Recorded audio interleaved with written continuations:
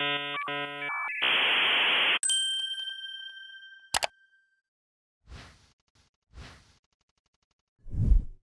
we are pretty much right at 10:15. And so on that note, I'm going to work on getting started. Hello, everyone.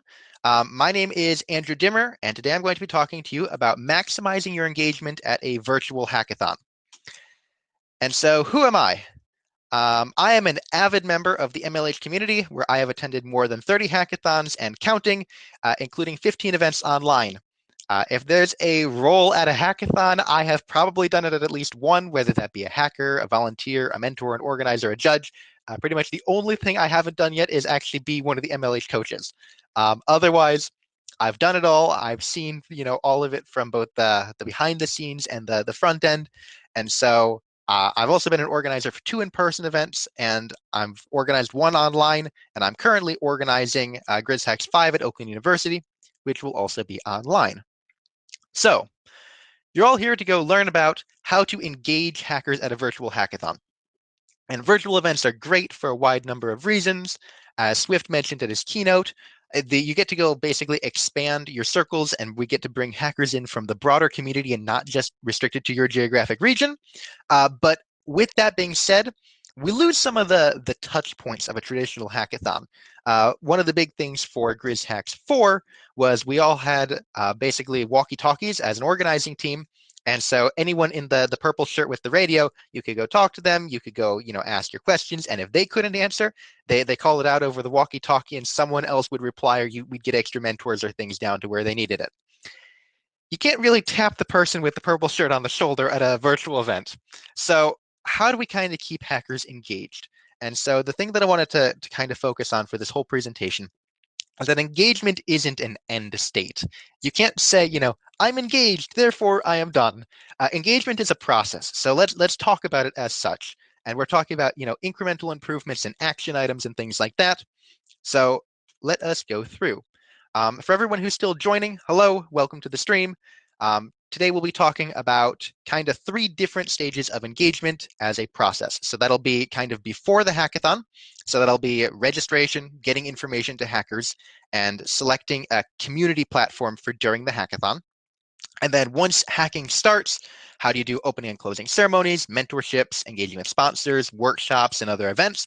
And then finally, we're going to go to our after the hackathon type session, which is how, what, and when to submit, which I'm sure that if anyone's been an organizer before, that's probably going to be the one you're most interested in. So with that in mind, let's get started talking about before the hackathon. So our goal is to get hackers to sign up. Please, please, please. If ever one of you have ever done the marketing end of hackathons before, you'll know that it's sometimes very difficult to predict how many people you get, because you have people who sign up and never show up, and you have people who show up at the door on the day of the event going, was there a sign up? So your goal for a virtual event is to go get people signed up, because you can't reach out to them if they don't. Now, a couple great things about virtual events. Number 1, registration is pretty much always has been online. So it's not like you need to come up with an entirely new registration system. Whether we're using Typeform or Google Form or some other system, registration was always via website. One thing I did want to go point out, though, specifically for online hackathons, is that there's a really big core community of people who are finding hackathons from DevPost now. Because if it's accessible to anyone, they don't need to go look just in their region. So great news. Hackers can find you through another avenue, and there's a pretty solid group of people who's coming to like every hackathon. If you've been to some of the Summer League events, you recognize a lot of the names as you go through, which is awesome. The bad news with that is basically, for all intents and purposes, the information you get from DevPost is usually a limited subsection of what you collect yourself. So for example, for Grizz Hacks, one of the big things that we do for sponsorship is sponsors can access hacker resumes that they submit. Well, if people sign up only on DevPost, they're not submitting their resume, so you don't get that information. So how do we go through and we remedy this, and how do we boost engagement? The first thing you've got to do is you've got to be really clear on your deadlines for an online hackathon. If you've got different deadlines for people from your school and just general population, you've got to be really clear about that everywhere you're posting it, on the dev post, on the website, on social media. Everywhere you go, If you've got different deadlines, you've got to be really clear about that. The other thing is eligibility requirements. For an online hackathon, you've got to kind of think about it a little bit more. An in-person hackathon, it's, did you show up and are you still a student type thing? And that's pretty much the end of the story. Sometimes for online hackathons, though, you've got different eligibility requirements based on, maybe a shipping logistics of who you can ship prizes to. You've got eligibility requirements in terms of age, if you've got stuff being recorded and, can't do stuff with minors, or you need waivers or things like that. So if you have anything like that, you've really got to make sure you post that too. Now, the biggest tip I will give you is that everyone is going to dev post eventually because they need to submit.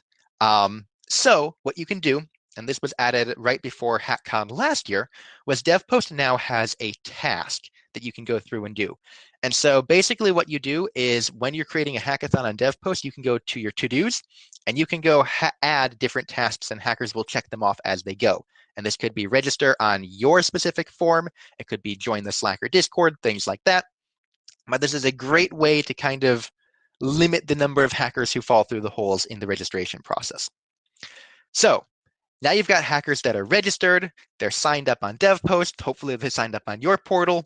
You're probably not going to catch everyone. You're always going to have someone in the event that goes, wait, is there an application I need to fill out? Always happens. You deal with it when it comes up. But you've done the best you can. Everyone's engaged. You're looking to go get people information about the event before it starts. So how do you do that? Well, at an in-person hackathon, that's called your opening session. At an online hackathon, you still do have opening session, and we'll talk a little bit about that later. But at an in-person event, everyone attends opening session because they're sitting there in the auditorium. At an online event, you're realistically not going to get everyone to attend opening session. So you need to have everything in writing so that people can reference, even if they missed the opening session, whether their internet connection went down, they're in a different time zone, things like that. You've got to have it all in writing. So what do you want to give to hackers? You've got to give timelines, you've got to give prize tracks, submission requirements, everything else like that. The best thing I've ever seen done is creating a hacker packet. So what you do is you put all of the information that you need into one singular place. This could be a live site. I've seen it done just as well as basically a giant Google Doc with table of contents and everything else like that. Technical skills are not a requirement to go make this necessarily, but the key thing you're looking to go do is you're looking to put all of the information itself in one place. So, for example, the GrizzHacks live site has traditionally been, here's the link to the Slack, here's the link to the dev post, we've got a couple schedule things, here's a map of the building. If you've got any questions, come to our info desk. That doesn't really carry over well to an online event. The big thing you've got to focus on is you shouldn't be sending people off your live site. So if you have, your prizes, don't just say, see them on DevPost, actually include them there. If you've got, join our Slack, that one's still going to be a link. You're still going to have the DevPost link for the basically submit your project here. But any information that you're giving to hackers should be on this live site in this packet in one place. So you have a single source of truth for hackers to go to anytime they're looking for information. And you can go send this out in an email before the event. For those of you who are familiar with it, you can go send a message out over DevPost as well to everyone who submitted there, just in case you have anyone on DevPost that hasn't yet applied to your hackathon, or maybe you're using DevPost as your main application. And I've seen online hackathons that have done that really well as well. So that is a good way to go through and kind of get that out to people. To go include everything in one place. And I was really hoping to have a link to actually share with you as an example, but it was a Google Doc, and the Google Doc went down after the hackathon. So I'm sorry I don't have an example of that one. But for all intents and purposes, if you're going to tell people about it at opening, or you're going to go, collect it from sponsors and distribute it to hackers, this should be your one source of information. So now hackers are registered. They have all the information about the event, and emails are great, don't get me wrong, but you want to be able to chat more interactively with people during the event. Now, I will say that if you've got a week-long hackathon, daily email blast is excellent. It's your summary of what's coming up, things to go note, everything like that. Wonderful experience. If you've got a 36-hour hackathon, less helpful for you. So how do you really engage with hackers and foster those conversations? Now, most in-person hackathons already do this. They use traditionally Slack at an in-person one. I haven't seen Discord at in-person before, but I could very much see it happening. But basically, you want a chat platform of some kind, whether it be Slack, whether it be Discord. I did want to go talk about the choice for this a little bit because there are some pros and cons I wanted to go highlight. So, in terms of Slack versus Discord, Discord has voice channels, built in, free, easy to use. Definite pro if you're looking to go kind of foster some ad hoc interactivity. Discord also has groups and permissions.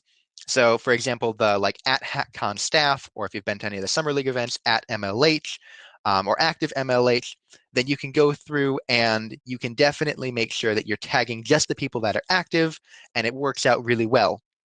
And you also have I've heard, I'm not experienced as a bot developer for either Slack or Discord, but I've heard that Discord has better bot support. With that in mind, though, there are some advantages to Slack. One of the big things that on why I personally prefer Slack over Discord is it's got more granular notifications. Users can basically join and leave channels as they please. They can go set different notification levels of each one. You can go use an @channel or even an @here to just notify the hackers that are online, to go through and basically discuss that specific part of the channel, and that works really well. Discord can sometimes feel like a fire hose. I end up sometimes muting channels, but that being said, definitely, pros and cons to both. The other pro for Slack, and this is, I think, the big selling point on why we're using it for GrizzHacks 5, is because hackers can go create channels. So we're going to really try encouraging group work and team collaboration by saying, you've got your team, you can create your own Slack channel for it. And it can be a private channel. Everything just works out well. That being said, Slack has two big cons. Number one is message limit, and number two is you don't have voice channels. I can recommend, and I've seen this done before, you can basically add voice channels to Slack by having a standing like Google meeting, or maybe I don't know how well Zoom works for this one. I'm not super familiar with it. But if you can have like an ad hoc, just two people meet up over a Zoom link, it's really easy to go do. You just share the link, people join, people go back to the Slack when it's done. You can go kind of remedy that. The other thing is the message limits. So if you're running a really long hackathon, that might be a reason to definitely use Discord. If you're running a 24 to 36 hour hackathon, you usually don't hit the message limit at an in-person event. You might online, but the one thing I kind of have to add to that is if you're concerned enough about messages being lost to the message limit, you should be really thinking about what you're sending over Slack in the first place. Because, like, for example, let's say we lose the messages right by opening ceremony. Well, they shouldn't need the opening ceremony link by the time that hacking is ending. That information is outdated anyway. And if you're sending stuff over Slack that they should be accessing the entire event, that's probably something you want to include in the hacker packet. Now, how do you go through and boost engagement on each of these platforms? So the key thing that I'm going to recommend here is have shifts for your organizers. So if any of you have done a hackathon before, the MLH Hardware Lab in the US, you have someone physically sitting at the table during the entire event, and you've got a pretty strict calendar usually set as an organizing team of which volunteers and which organizers sit at it at which times. Make sure you've got that for your Discord or your Slack.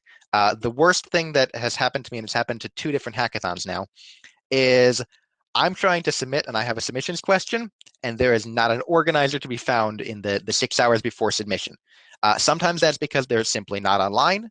Sometimes that's because they forgot to go turn off their do not disturb, which for both Slack and Discord usually turns on around 10 o'clock. So pro tip, if you're doing a late night something, make sure you turn that one off. But make sure that you always have someone monitoring the Slack or your Discord as a scheduled shift. The other thing is you should be posting hacker check-ins. A dead Slack or Discord, it's not going to necessarily detract from your event, but you really lose a ton of engagement that way. And just posting, here's a link, here's a link, here's a link. I mean, it provides the information to the hackers, but you're not fostering engagement. So one thing that I've seen done really well and say, hey, we're, a quarter of the way done with hacking. Anyone have any questions? What's going well? And kind of add those prompts as an organizer. And that's a great way to kind of foster engagement. So with that being said, we are about a quarter or a third of the way through the presentation. So it turns out we're not going to be splitting off into separate groups, but if people want to go post on the chat, or if anyone wants to go come on and speak for a minute or two about kind of what you think you're already doing well, or what you think you need to kind of boost to go be more engaging online, definitely feel free to go do that. The other thing is, if you're a new organizer, what do you think is the most important thing to do well? And we'll spend a minute or two to kind of get some responses and get some feedback from everyone here. And this is just a reminder to people who might be coming in late. If you have anything you'd like to say, there's a blue button in the upper right corner of the stream where you can go share your audio video, and I can invite you on to go speak for a little bit.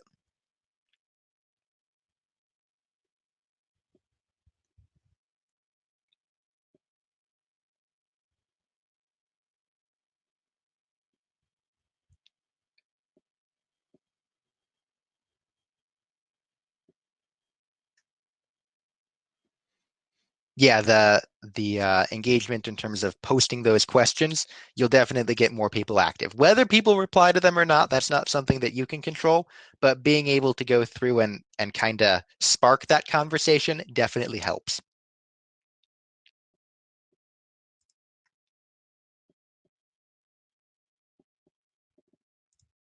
Ah, we're going to add Cataline. I'm sorry if I mispronounced your name, but you should be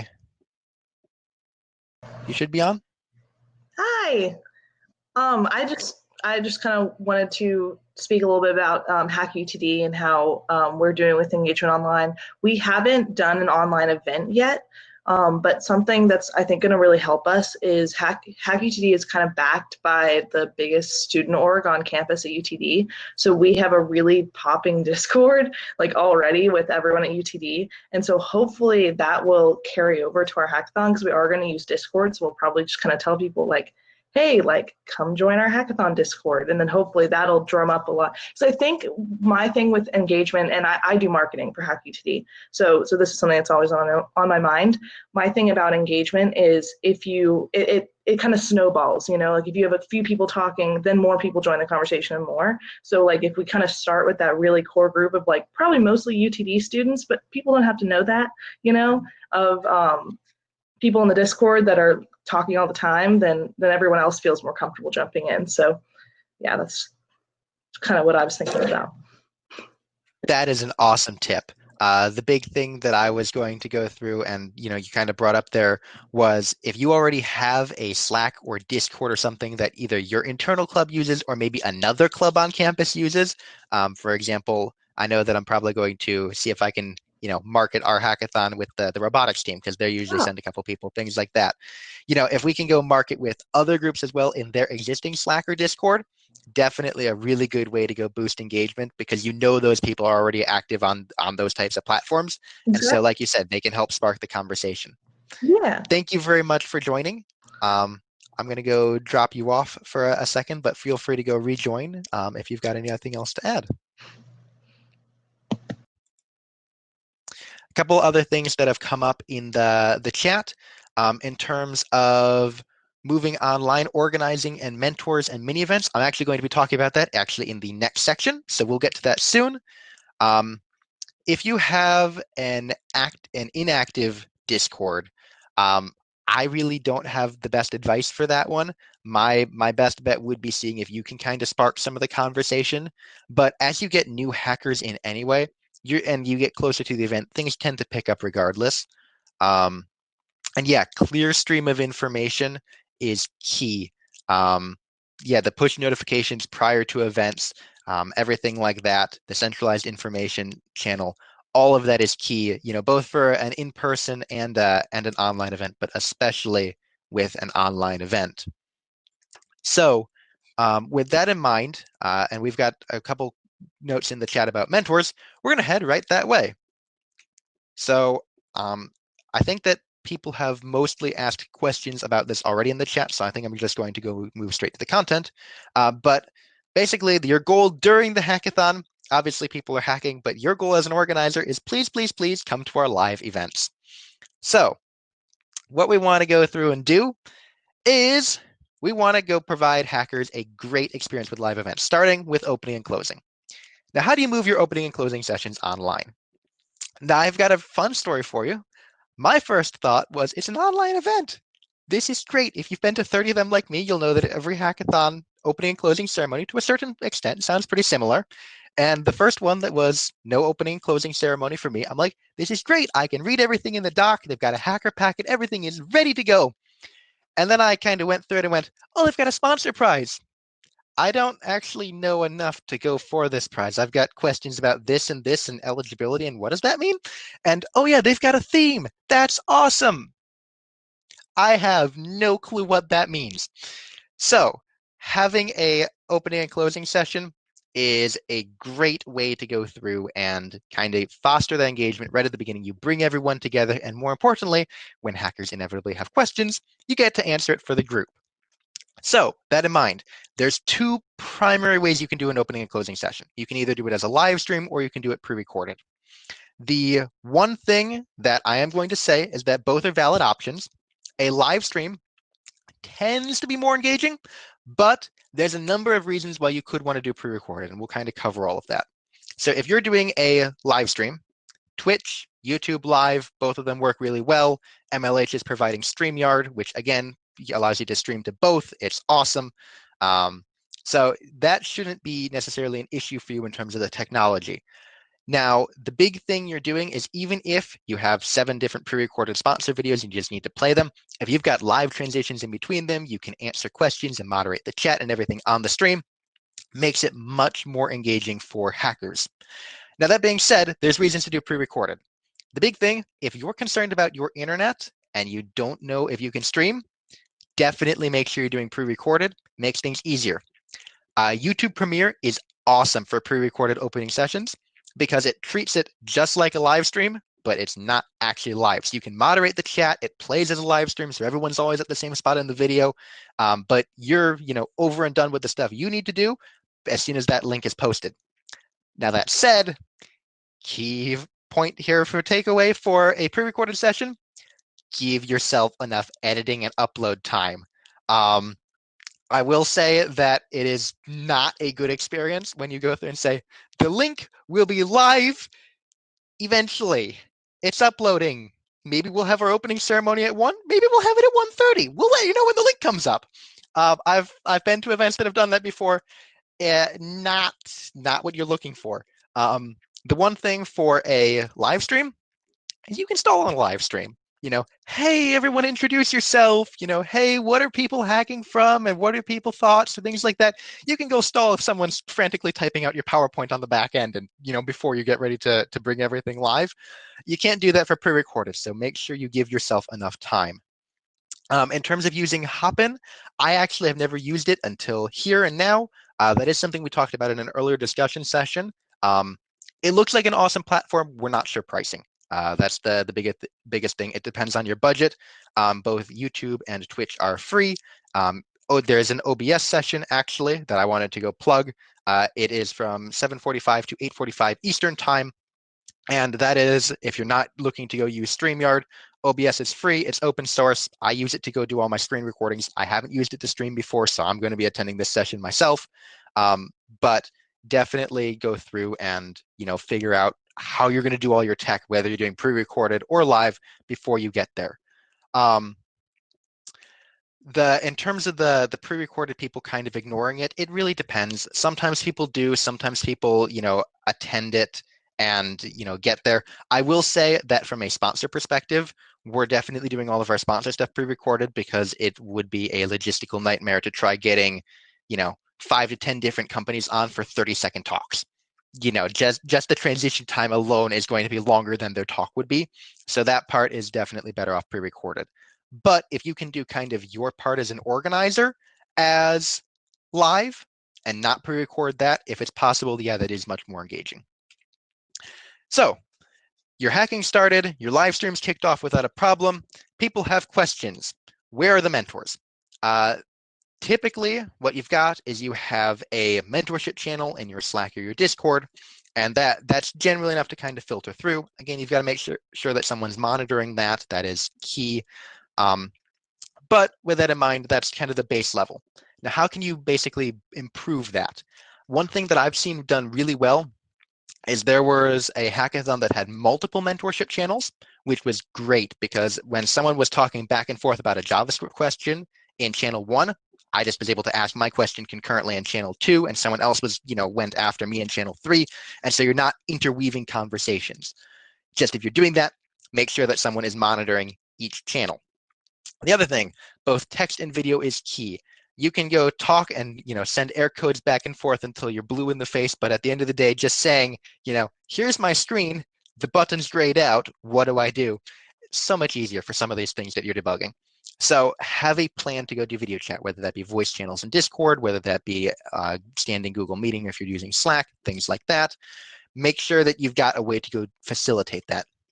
And then finally, have a plan to direct questions to active mentors. And that's the key. Whether that be a bot, I know Hack Quarantine had a bot that worked really well for that one. If you don't necessarily know how to go do a bot, or maybe you don't have the infrastructure, we're going to go through for Grizz Hacks. We had talked about a bot and basically said we have enough volunteers. We're going to assign each volunteer to a channel, and we'll have basically a list of profiles on our website that the volunteer will go through and say, this is a JavaScript question, at person who is currently online and knows JavaScript, can you take this question, kind of facilitate it that way. Yeah, tickets are another good way to go do it.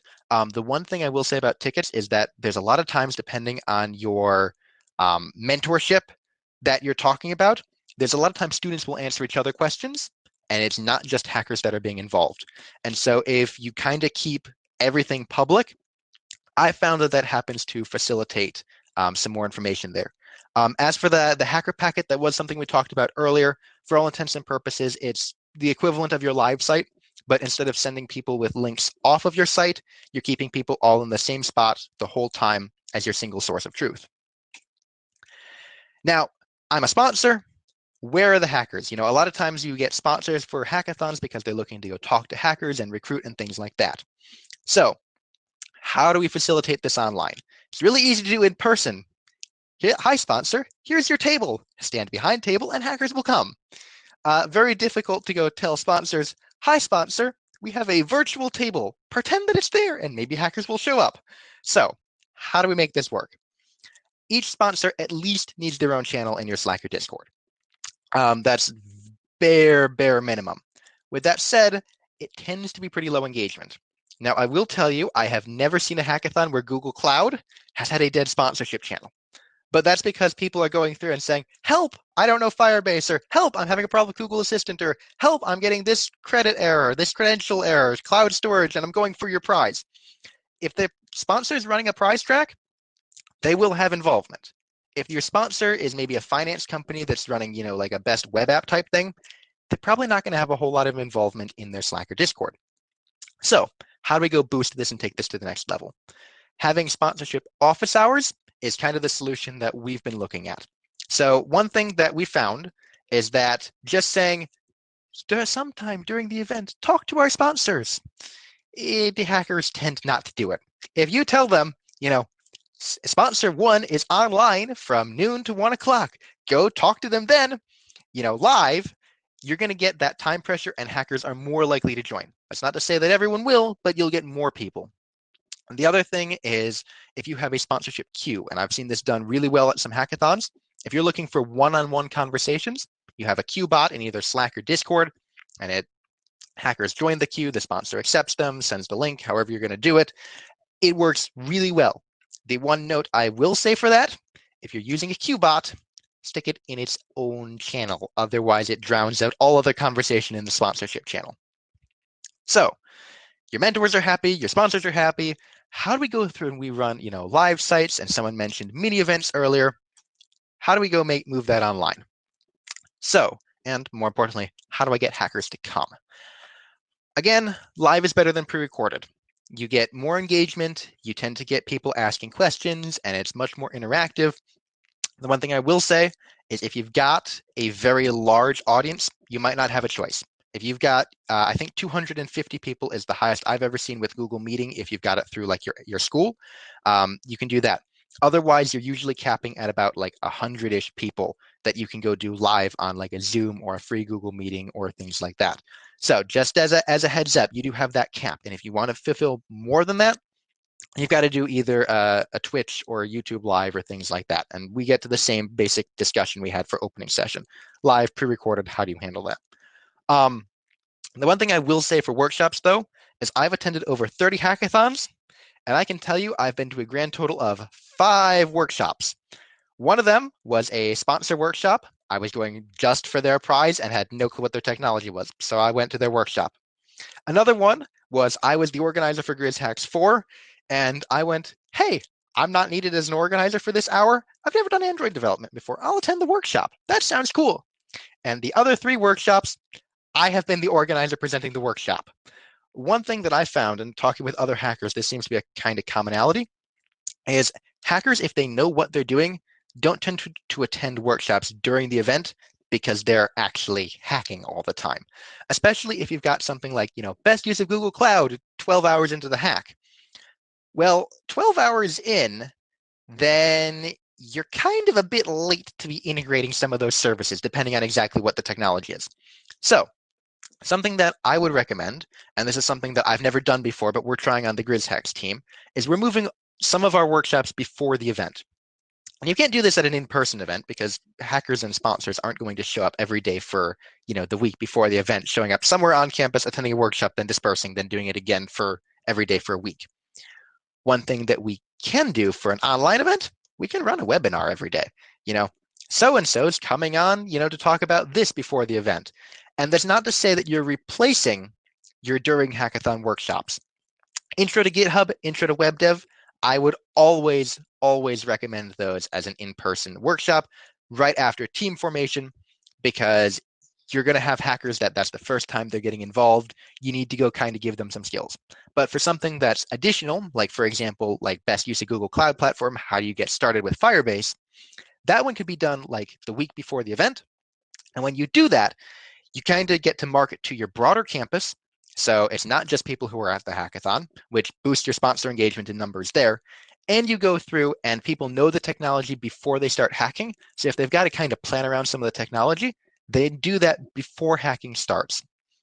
The other thing is during the hackathon, hacker hangouts are great. We're doing organizer hangouts during Hackcon here just to kind of talk, off topic, things like that. They've done hacker hangouts at all the Summer League events. Great way to get people together. The other thing that I've seen done really well before is sometimes it's like a virtual game night, virtual Pokemon. Sometimes everyone watches the same movie and they all stream it on Netflix and they talk about it in a Discord channel.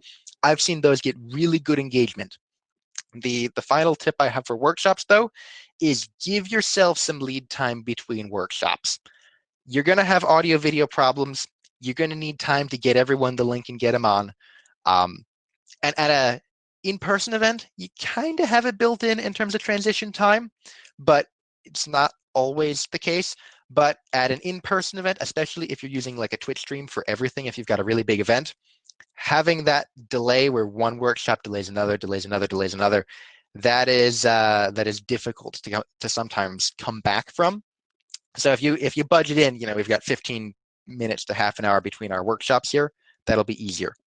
So actually, Saad, I'm sorry if I mispronounced your name, would like to go join and ask something, so I'm going to invite you.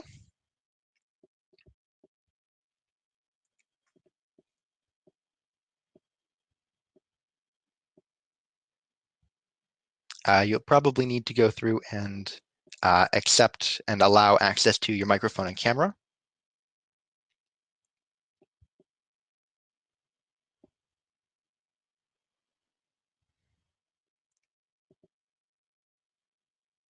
Yeah, and that's a really good point too in terms of overruns.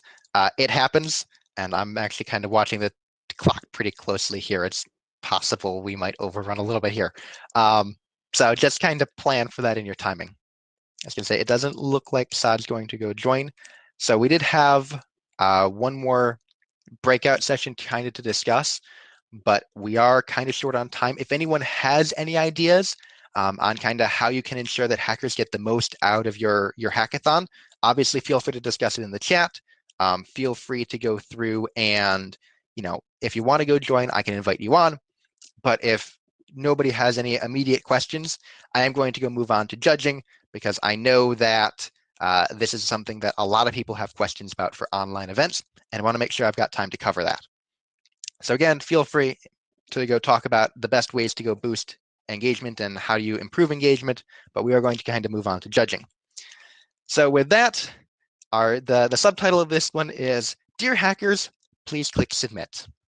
For anyone who's already organized a hackathon before, you will know that judging is probably the most stressful time for you as an organizer, because inevitably everything will catch fire. Doesn't matter how well you plan it, it will catch fire. Feel free to go tell us your horror stories in the chat of judging. I'll tell you mine. Last year at Grizz Hacks 4, that was right when DevPost had the ability to automatically assign table numbers, and we went, sweet, DevPost will assign all of our table numbers. We don't need to deal with it, and we can get rid of our, DevPost deadline and our hacking ends deadline, because that was really confusing before. We'll have one deadline and everything will be awesome. Yeah, turns out not quite so awesome, because then I ended up spending the hour lunch between hacking ending and judging starting, running around up and down 5 flights of stairs to every team in the engineering center going, hey, did you submit? Did you submit to our hackathon? No? Okay, you need to make sure you submit to Grizz Hacks. And, what prizes are you going for? That sounds great. That prize category is really cool. You also need to add that to DevPost, or you're not going to be judged for it. Long story short, that was a nightmare.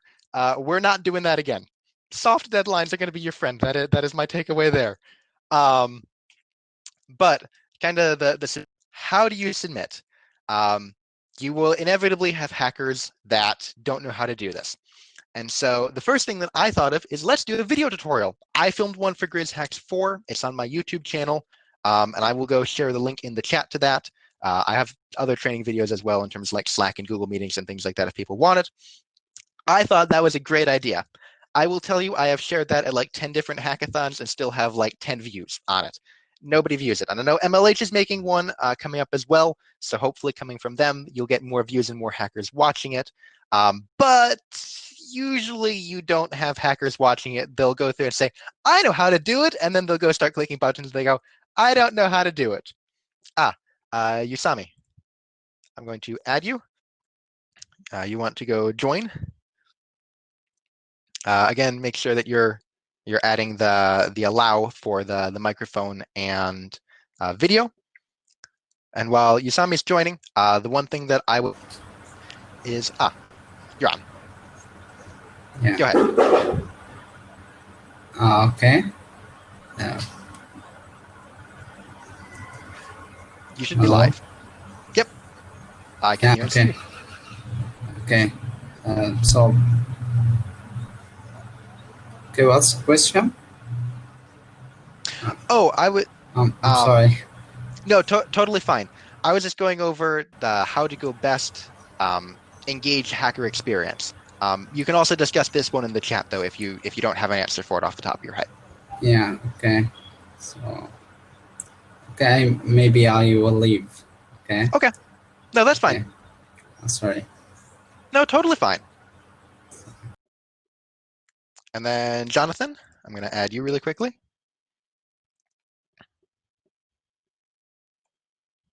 One thing really quickly that Jacqueline called out was having a big red box at the top of your submission page on what they need to include. People will pay attention to big red boxes. Highly recommend that one. That's one that we're going to be using for Grizz Hacks, I think. The other thing I recommend is kind of having submission office hours. While Jonathan is still joining, I'll talk a little bit about that. Basically, what you want to go through and do is hackers will inevitably have tons of questions for you. If you can kind of bring people together for office hours, you're not going to eliminate those questions because people will inevitably be asking them in your Slack and Discord. But you can hopefully answer them for a group all at once. The other thing to go through and do is have really clear submission requirements. And I've got to say this, I cannot stress this one enough. Your whole team needs to know your submission requirements. I was at some hackathons and you go through and one person tells you one thing, one person tells you something else, and you get to judging and it's a whole kerfluffle because people go through and say, oh, so-and-so said that, continuation hacks weren't allowed and someone won and that's not allowed. And, so-and-so said I could submit and I got disqualified for such and such a reason and it's not fair. everyone should know what the requirements are ahead of time. The emphasis I'm going to give here for basically requirements in an online thing that you might not think about for an in-person event, where your requirements for an in-person event are you here standing at the table when the judges come? Yep, okay, good to see you. But for an online event, there are two big things I want to focus on. A continuation hack is when someone starts a project and they add to it at the hackathon, but it's not a new project. And it's not necessarily a good thing or a bad thing, one way or another. You can either allow it and say, we're just judging the new stuff, tell us what's new. You can go through and say, we're not doing it at all. If you started before, you're disqualified. Either one is acceptable. Just make sure that everyone on your team knows what the policy is for that one. The other thing, and this is, I think, more important for an online event, is overlapping submissions. So this is when there are two hackathons on the same weekend and hackers want to submit to both. If you'd asked me this in March, my answer would have been, sure, of course you allow overlapping submissions. It's within hacking time. Go ahead. If you'd asked me this in April, it would have been, no way. You submit to one hackathon and one hackathon only, because there was a whole bunch of stuff going on. Now, it's kind of up to your discretion. Now, I have no clue what's going to happen come the fall once there are more hackathons going on. But the one thing I will say for overlapping submissions, you should be aware of it and you should come up with a policy as a team. You can either choose to, disallow them entirely. You can choose to allow them. But if you're allowing them, make sure that you check the timeline in particular, because if you're a 24-hour event and someone else is a 36-hour event, it might be done the same weekend, but it might not be the same time frame. And so that's not necessarily fair to hackers who are just doing the 24-hour one. If you want to go through and minimize concurrent submissions without necessarily outright banning them, really specific prize tracks is the best thing that I found for that. If you offer, just a first, second, third, everyone will submit. If you offer a prize for best education hack and best financial hack and best hack using the color purple, people will go through and they'll group your prizes together and try going for different prizes that are specific to you, and they'll be less likely to try cross-submitting for that one. And yeah, the continuation hacks is a really sensitive topic. It depends on exactly what you want to do as a team. I wish I had more advice for you for that one, but I honestly don't. That's just something you'll need to go talk about. The other thing in terms of how to submit comes with what to submit. A couple quick keynotes here. Video is going to be key for an online hackathon. You need a way to demo. The one thing I will say, give a time frame for your video at a very beginning of the hack. Because if you have a 2-minute video versus a 5-minute video, that will change what hackers necessarily focus on during their presentation and during their hacking time for what they're implementing. In case you couldn't tell, I like to talk a lot. I would love it if every hackathon had a 5-minute demo video. The one thing I will say for that one, though, especially for hackers or hackathon organizers who are used to a small hackathon of like 50 to 100 local hackers, at an online event, you're going to get 200 to 300 hackers, at least. So if you have everyone have a 5-minute video and you get 60 submissions, that is 5 hours of judging. Make sure you account for that, and that might play a role in how long you go give people for their demo videos. The other thing, GitHub is key. I would highly recommend you make people submit a GitHub link with your hackathon submission on DevPost for 2 reasons. Number one, it allows you to kind of weed out ghost contributors or people who start early and things like that. It's in the code. It's in the GitHub. This person added to it. This person started it early. It's really cut and dry for you. The other reason is everything's online. People need to collaborate. And I can tell you, if you don't tell them to use GitHub, they will use Google Docs to go share their code, which makes everyone die inside a lot. And I've seen this up to like 3/4 of my sophomore project class was using Google Docs to share code. Highly recommend you make people submit a GitHub link. The one thing that I do have to say, if you're doing that, is make sure you're providing the training for how to use GitHub. Don't just trust that everyone knows how to do it going in, because that is, I think, the most important skill for software development that is never, ever taught in school, is how to use version control. So definitely add that as a workshop if you're going to require it, and I highly recommend it. And then finally, write-ups. The DevPost sections are great, but if there's anything else you require, maybe the Discord username or the email they use to apply, or if there's a specific thing you need, like the domain.com prize, add that to your write-up.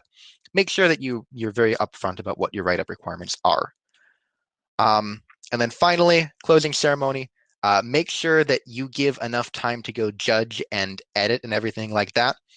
my single largest tip for this is it is better to go through and delay your closing ceremony up front and just say hacking ends at noon, closing ceremony will be at 8 p.m. or the next day or the next weekend, depending on how big your hackathon is, than to go through and say closing ceremony will be at 4 o'clock and oh, P.S. we're delaying it 15 minutes and 15 minutes and 15 minutes until it's 6 o'clock. That gets really old really quickly. It happens at in-person events all the time, but everyone is there. At an online event, I can tell you that I go after hacking ends before closing ceremony starts. That's my nap time because I usually don't sleep during the hackathon. So that kind of covers a lot of the content. Oh, someone did have a question about the soft deadline. So a soft deadline is when your dev post is due at one time and your hacking ends at another. The other thing I will say for that one is dev post due, hacking ends, and video due could all be 3 different deadlines. And so for Grizz Hacks 5, we're trying basically a submission window where hacking is technically ended and we're discouraging people from making code changes. We can't stop them, but we're discouraging people from making code changes. So for that hour and a half, it is just do your write-up and just do your video in the hopes that we get higher quality submissions. Will it work? We have absolutely no idea. We're going to try it and see what happens. But having different deadlines for when dev post is due and when hacking ends makes it a lot easier for you to go make sure everything's coordinated, they're in the right tracks, they've submitted to your hackathon. Now with that, we are out of time officially. I am happy to go stay on though and continue fielding questions for as long as people would like me to. And here is all of my contact information if you'd like to reach out. And then let me go share my YouTube link in the chat because I do have video tutorials and stuff posted on Slack, DevPost, and Google Meeting that you are free to go use and share all you would like. That is my YouTube channel in the chat. Judging criteria. Really good question. It really depends on the hack. The one thing I will say is that at an in-person one, I always tell people ask about the tech stack. You can't really do that at an online event, which is why I would say double check some of the code stuff. You're not going to prevent everything, but by looking at the code, you can sometimes tell whether it's a smoke and mirrors video editing project or whether they actually built something. And usually speaking, it's a hackathon project. You're going to get some of both in the same project. But in terms of specifying judging criteria for each prize or in general, I generally do general just because usually our sponsors judge our category prizes and their judging criteria is something that honestly we don't know as organizers. So, keep it flexible, keep it general. Like I said, I would go through and write everything down if you've got something to go share with people. But if your judging criteria is just, it's creative, you built something using the tech and it fits the prize track, go through and say it, but it doesn't need to be necessarily super thorough. A lot of people don't expect that. There was someone who said, better to have a specific theme or leave more room for hackers to create. It really depends on the hackathon. Something that came up in one of the earlier discussion groups was that if you're applying for like a specific grant to go run your hackathon, for example, Border Hacks is specifically a US government grant that says, we're looking for cross-border collaboration. That one, your theme is dictated by your grant. Same thing depending on which sponsors you have. If you're specifically looking for a financial hackathon and all of your sponsors are financial, having a theme and having problem statements is great. On the Grizz Hacks end of things, because we are kind of general, and we know just because our hackathon tends to be a beginner hackathon more often than not, we don't like doing necessarily a specific theme, but we will do a kind of a hierarchy of prize tracks. I'll kind of tell you this way. We've got a tech category type, so is it a web app, is it a game, is it a hardware hack, is it a mobile app, things like that we can use for team formation to go say, what do people know or what do people want to learn? Okay, group up based on that. And then we have a next round of prizes that are kind of category. So best education, best finance, get people grouped up by interest category for team formation. And then we've got a third group of prizes that's, most creative, most technically impressive, best teamwork, best video, things like that, that everyone can submit for that are just designed to kind of differentiate our hackathon. So in terms of the specific theme or prize tracks, it's really up to you. That's kind of my take on it, but I don't know that is the best option. That's just the one that we're using. Yeah, not a problem.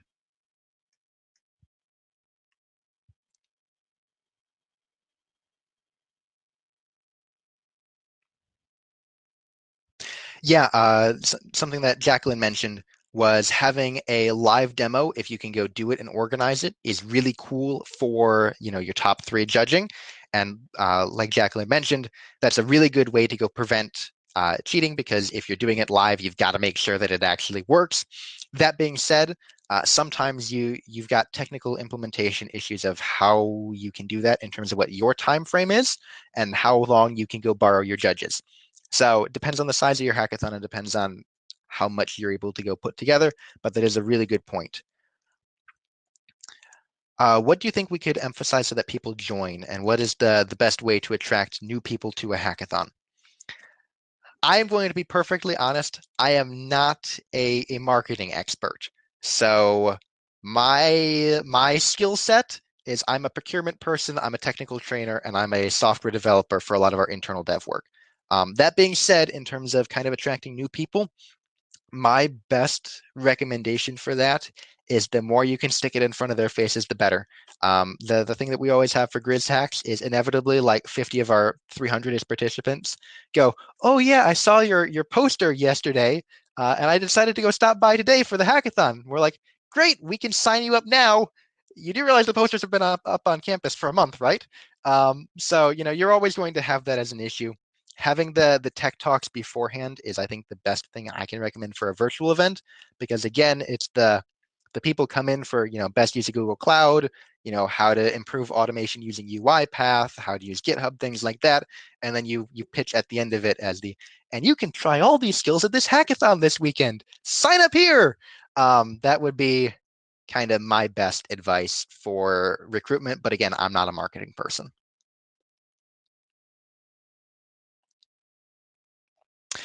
In terms of live judging, my go-to for anything tends to be Google Meetings, just because that's the one I'm most familiar with, and it's already provided to us free, basically the premium version through the school. So we get 250 people on meetings and a whole bunch of other stuff. Um, Anything can do it. Just make sure you're sharing the link. Basically, treat it like you would one of your workshops. So if you're doing a stream, yeah, Jacqueline, StreamYard works well. If you're doing kind of a local conversation between judges and hackers, Google Meeting, Zoom, WebEx, Skype, Discord voice channel, however you're doing it. Basically, however you're planning on running your workshops, I would go do the same thing for a live judging.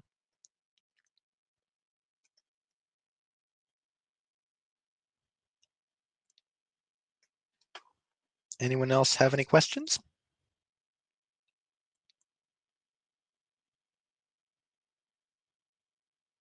Do you think anyone should be able to see the demos or just the judges? Okay, if you're not familiar with DevPost is a really cool platform because number one, it makes everything infinitely easier for you in terms of submissions. But number two, and I'm going to share you my dev post in the chat. I highly recommend that everything is public and or unlisted as a YouTube video. So it's not necessarily searchable, but anyone can view it.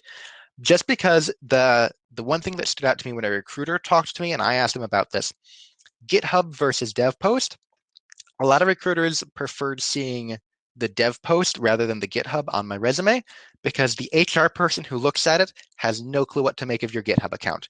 Yay, you have some commits and some repositories. I have no clue what the code is for this one. I don't know it. Whereas your dev post is your hackathon write-up, it's your demo video, and they can actually see the project. If you've got a demo link or a download to go try your project, that's even better. But I always go through and have everything public for my own hacks, just because I always use that as a basically portfolio piece as well as a hackathon submission. So if you really have people concerned about privacy, I mean, you can have them send the videos to you directly if that's what you need to do. But generally speaking, if you're going through DevPost or any other submission platform, you'll be fine with public videos for that one.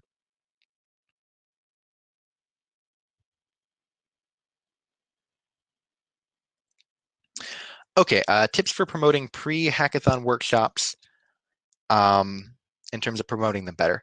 I'm going to be perfectly honest again, I'm not a marketing person. We always have pretty consistent issues in terms of getting people to workshops, whether they're in person, whether they're pre-hackathon, whether they're just general. I would recommend that obviously you market it to the people that have already signed up for your hackathons, but I would recommend promoting your pre-hackathon workshops as their own event separate from a hackathon. So if you go through, and this is very physical marketing based, but for example, for pre-event workshops, I would have a poster, this is our hackathon this weekend, and right next to it I have a separate poster, this is our workshop the day before the hackathon. That way, even if people go get intimidated by hackathon in and of itself, and I know last year there were talks about kind of hackathon accessibility and how do we get more beginners into hackathons and diversity and things like that. And I'm pretty sure there's a couple talks like that on the schedule this year for HackCon. Um, it's always it's always difficult getting people to go commit for a 24-hour thing. But if you market your workshop separately from the hackathon and kind of use it as a call to action to market your hackathon at the end of it, that might boost your engagement if people don't want to attend the hackathon itself. Yeah, glad I can help. Shout out to Jacqueline. Working with other groups is awesome. Um, I'm also involved with Developer Student Club. If anyone else is familiar with that, Google sponsors that through their community relations program. And so that's always a good reference for you. I know that if you have a DSC on your campus, the leads have access to a ton of pre-built workshops from Google on every technology you could ever want. Local hosts are another great way to go get workshops out of the box. Highly recommend the MLH local hosts. I've run specifically the interview training and the GitHub one before, and they're a wonderful out of the box turnkey solution so that even if you don't necessarily know the content, you can go still present something and learn as you go. Yeah, glad I can help.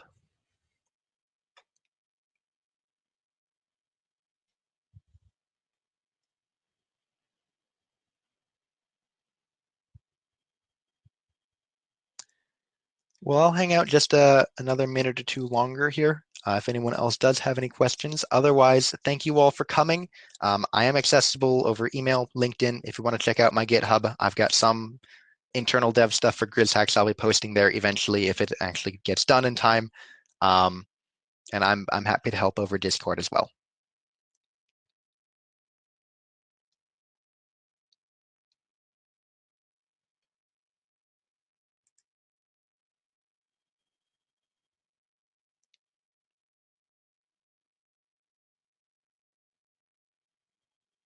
Yeah, glad I could help.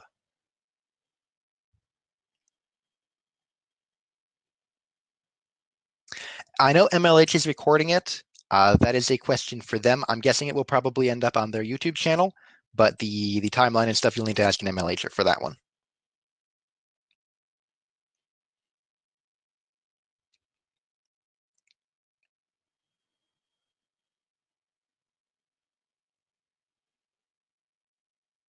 The slides are not posted yet, but I will post them in the notes channel with the hack itself. So if you go to Discord, there's a taking notes channel. I will make sure that my slides get posted there for you. Yeah, not a problem. Happy to help.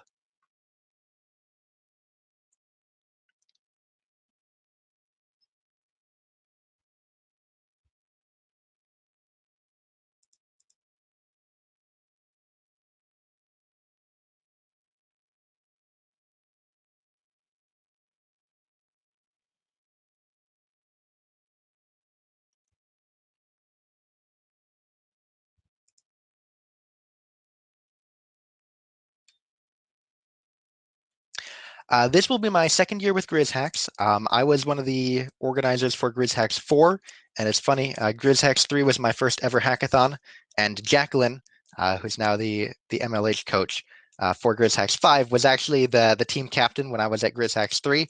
And again, shout out to Jacqueline.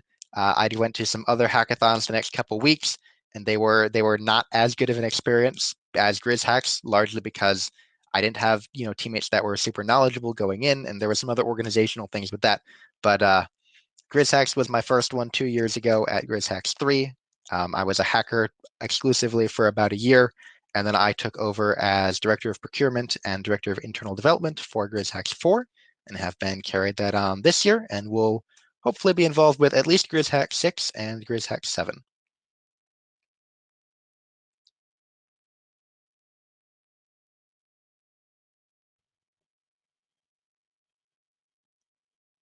Yeah, not a problem. Glad I could help.